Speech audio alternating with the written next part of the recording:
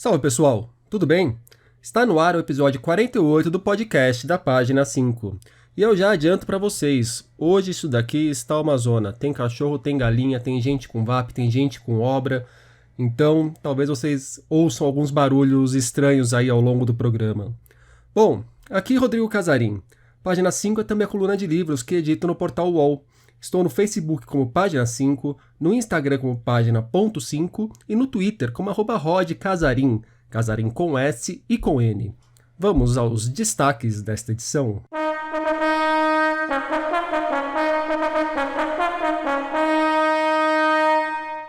Nova edição de A Morte de Ivan Illich, o livro de não-ficção de James Baldwin, os próximos volumes da coleção Bibliofilia, coletânea de Sylvia Plath, Luiz Biagioni, Ednei Silvestre e a causa holandesa nos lançamentos.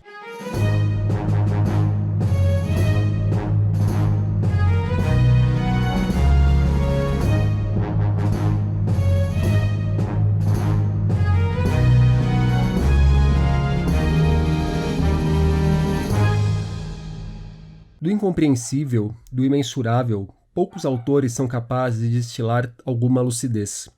Tolstói o faz neste livro com tal maestria que nós, seus leitores, sentimos por um instante a possibilidade de alcançar a mesma clareza, de apreender o inapreensível, de entender a morte a um só tempo própria e alheia. Na morte de Ivan Illich, todos morremos. Deixamos de lado o cinismo de seus colegas, já não acusamos a disfarçatez do outro ao morrer, sua tolice ao sucumbir. Em vez disso, a cada página, vamos conhecendo cada vez mais de perto a agonia, vamos aderindo ao corpo que fenece, vamos sentindo sua terminante viagem. Viagem não, vertigem, desculpem. As palavras que acabei de ler foram escritas por Julian Fuchs, autor de livros como A Resistência e a Ocupação, figura que já apareceu algumas vezes aqui no podcast. O Julian assina um dos textos de apoio presentes na edição de A Morte de Ivan Illich, que a Antofágica acaba de publicar. Livro dos mais famosos do russo Lev Tolstói, também autor de clássicos absolutos como Guerra e Paz e Ana Karenina, em A Morte de Ivan Illich acompanhamos o definhar de um burocrata. Quem assina a apresentação desta nova edição é o jornalista e crítico literário Yuri Alhanati, que toca o canal Livrada no YouTube. O Yuri deu uma palavra pra gente sobre os principais momentos da narrativa. Eu acho que o livro tem dois momentos principais. O primeiro momento é quando o Ivan Illich, o protagonista, não está consciente ainda da própria morte. E o segundo momento, sim, quando ele recebe o diagnóstico do médico e tem aí a morte como perspectiva de tudo aquilo que tange a sua vida no momento, né? É muito interessante notar essa transformação entre esse primeiro momento e esse segundo momento.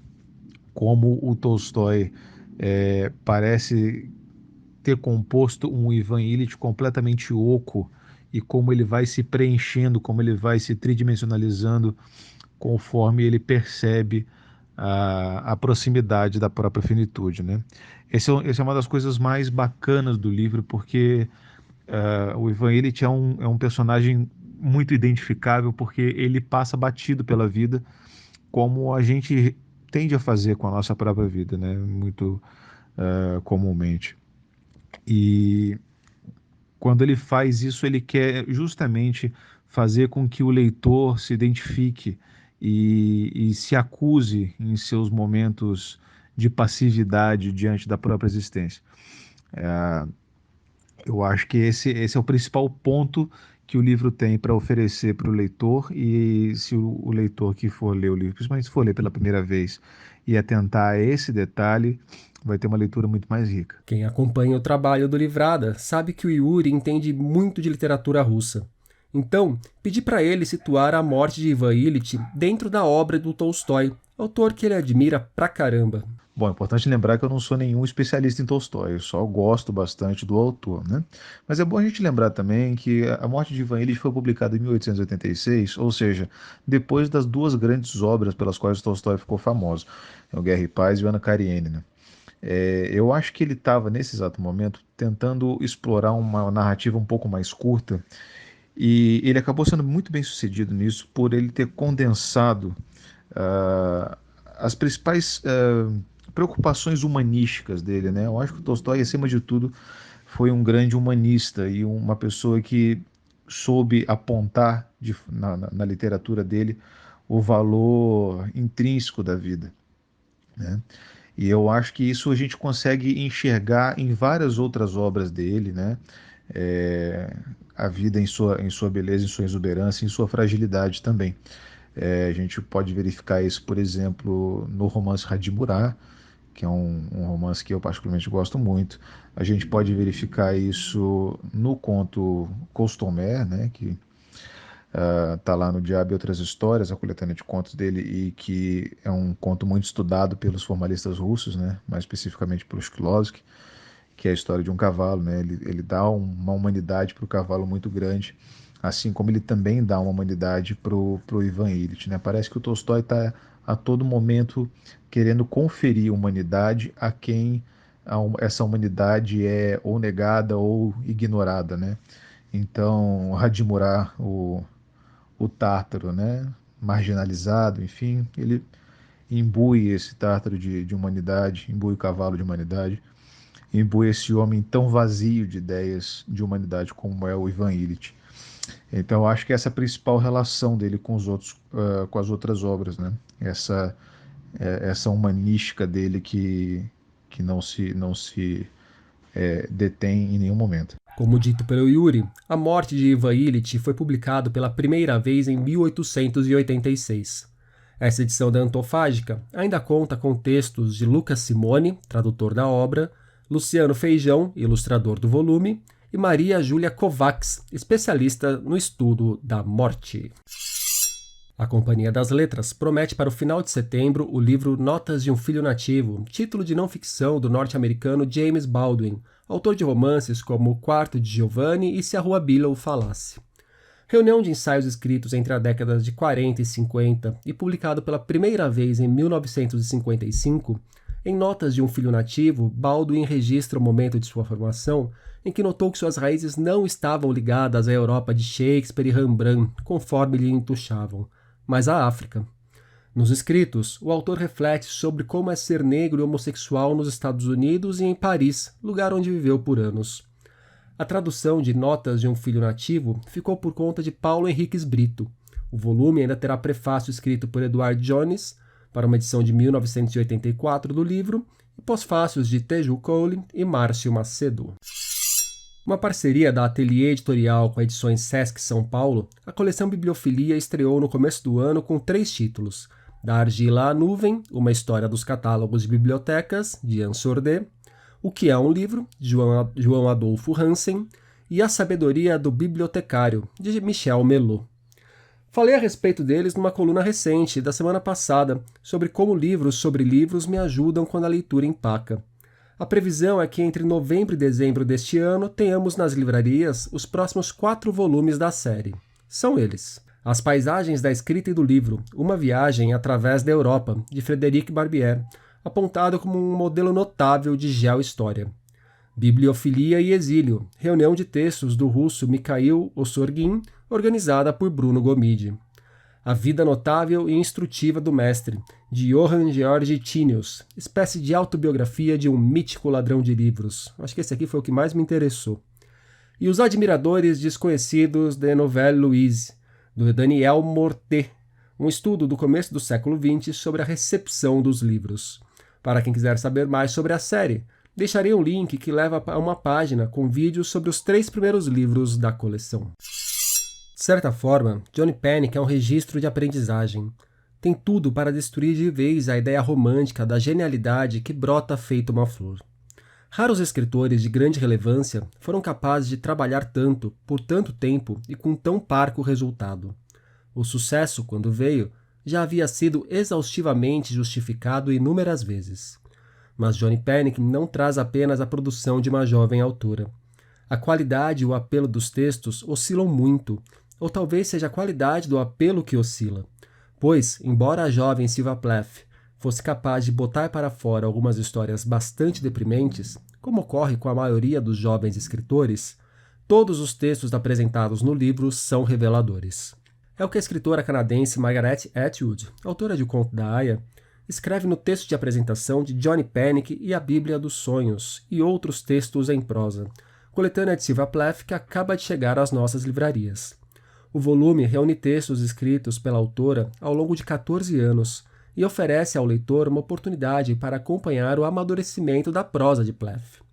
Nos contos e outros registros, surgem temas como a pressão social, sobre as mulheres e as lembranças da infância, bem como outros traços autobiográficos.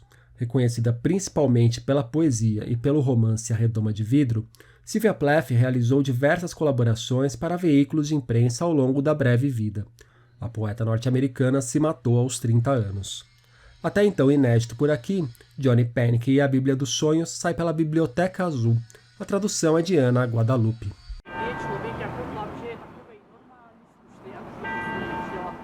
Elvis e Madonna, A Viagem de James Amaro, A Comédia Mundana, Virginia Berlin e Uma Experiência. Esses são alguns dos livros do escritor Luiz Biagioni, que está com trabalho novo na área. Fala do romance Algum Amor, que fecha um ciclo de narrativas feitas pelo autor que se passam na sua cidade, Americana, aqui no interior de São Paulo. Para o podcast, o Biagioni deu uma pincelada no livro novo, cuja história foi impactada e reflete este momento de pandemia de coronavírus. Oi, Casarim, querido. É um prazer falar contigo e com todos os seus leitores e ouvintes do Página 5. Meu novo romance, Algum Amor, era um projeto antigo e começou a ser escrito em novembro do ano passado. A história traz uma publicitária de 60 anos que vive isolada em um apartamento climatizado, com seus livros e discos, depois do diagnóstico de fibromialgia. Ela recebe, então, a visita de um ex-namorado, 11 anos mais novo, que agora tem 49, e acaba de escrever um romance chamado Algum Amor. Esse livro dentro do livro conta a história do relacionamento de ambos quando ela tinha 30 e ele 19 anos. A história ia por outros caminhos quando apareceu a pandemia, mudando os rumos iniciais do romance. Continua sendo uma história sobre amor e suas definições, amizade, isolamento, solidão e a importância da arte em nossas vidas, além, claro, de muito jazz. A editora Penalux publicou meu romance Quatro Velhos há pouco mais de um ano e quis lançar Algum Amor, pois entendeu que é um livro urgente para esse momento. Está à venda no site da editora e pretende ser uma espécie de alento para esses dias difíceis. Um grande abraço, meu caro, obrigado pelo espaço. Espero poder tomar uma cachaça branca contigo em breve.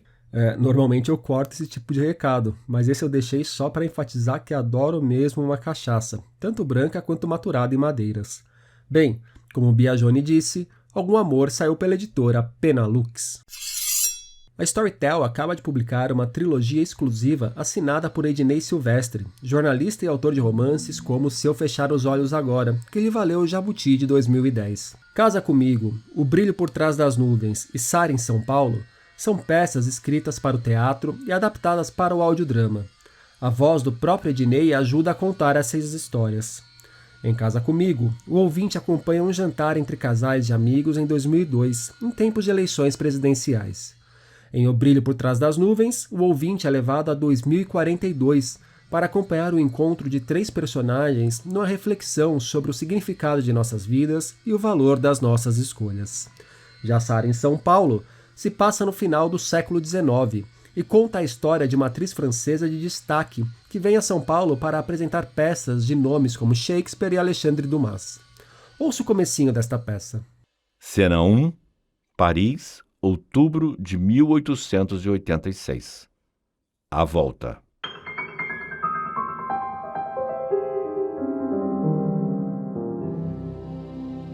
No salão de Sarah Bernard entra uma mulher carregando enorme corbeia de flores. Coloca-as em um vaso alto.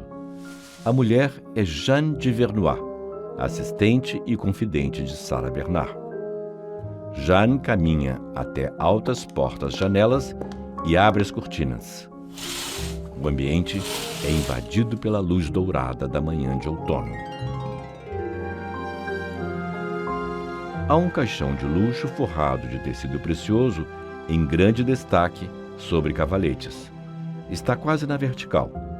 Junto a ele vemos candelabros altos com velas e vasos grandes com amplas corbéis. Ao lado do caixão, uma foto grande de Sara em moldura suntuosa.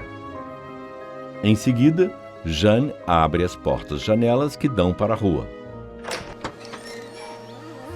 Jane vai até o caixão, ajeita o travesseiro, se afasta para ver melhor e analisar. Volta e arruma as flores de forma diferente. Meu retrato mais para a direita, Jane. Mais para cima. Madame Sara, que bom ver a senhora de volta. Como foi a turnê no Brasil? Um sucesso! Um estrondoso sucesso! Os selvagens brasileiros me adoraram. Cada uma das peças escritas por Ednei Silvestre e publicadas pela Storytel tem cerca de 1h30 de duração.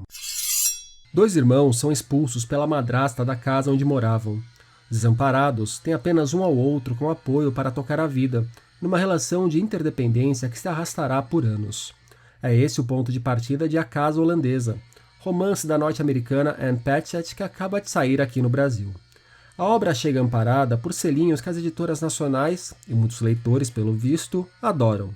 Foi considerada a leitura obrigatória pela revista Time, apareceu em várias listas dos mais vendidos nos Estados Unidos. O romance narra uma saga que se estende por 5 décadas e que toca em temas como ascensão financeira, miséria, amizade e perdão. A Casa Holandesa chega ao Brasil pela Intrínseca. A tradução é de Alessandra Stesch. E nos últimos dias, na página 5, nós tivemos o silenciamento da Biblioteca Mário de Andrade, as edições virtuais da Balada Literária e do Arte da Palavra, Chico Buarque e Fernanda Montenegro lendo Eduardo Galeano. Por hoje é isso, pessoal. Indique o podcast tanto para os amigos quanto para os inimigos. Um abraço, um beijo, um aperto de mão e até semana que vem.